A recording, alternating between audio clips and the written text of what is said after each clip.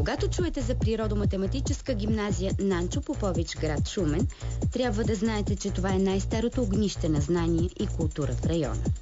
Основано през 1828 година като начално училище за момичета, свързало името си с едни от най-големите възрожденски учители и творци, днес то е утвърдено като сериозно учебно заведение в цяла североизточна България. Аз съм Гергана Попова и съм 8 клас.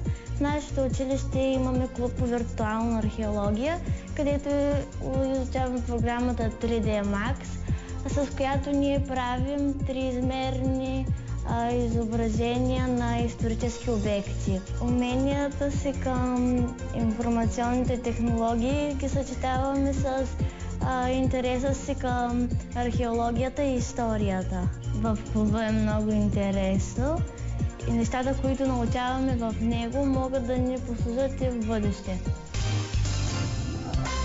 Това е баскетболният отбор на природо-математическа гимназия Нанчо Попович, град Шумен, в група 80 клас. Освен, че сме математици, също така умеем да играем добре баскетбол и представяме добре на високо ниво училището. Спорта ни учи на дисциплина, на организираност и това ни помага в всички наши начинания. Казвам се Емилия Илиева, ученичка съм в 12 клас. Намираме се на ежеседмичната ни сбирка в нашия електронен вестник. В момента обсъждаме подробностите по новия ни брой. Историята на вестника за сега е много кратка. Започнахме по средата на миналата учебна година с голям ентусиазъм.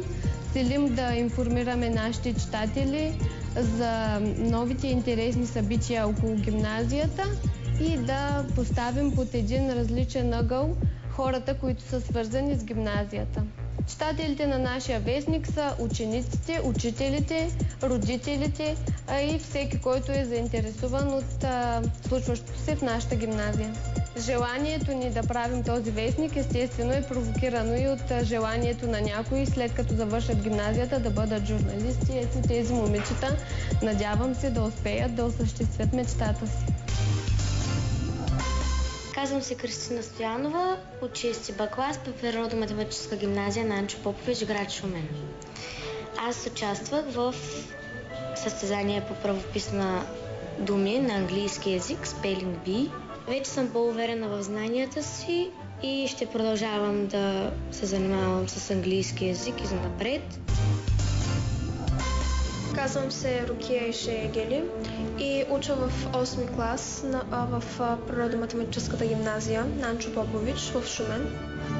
Участвах в националния кръг на състезанието по история и бях класирана на втория етап. Всъщност не смятам, че математиката и историята трябва да се разглеждат като коренно различни науки, защото всъщност всяко нещо си има история. Смятам, че трябва да сме всестранно развити и в тази гимназия намираме поле за изява и можем да разширим своите знания в всяка една област. Началото е начално училище за момичета.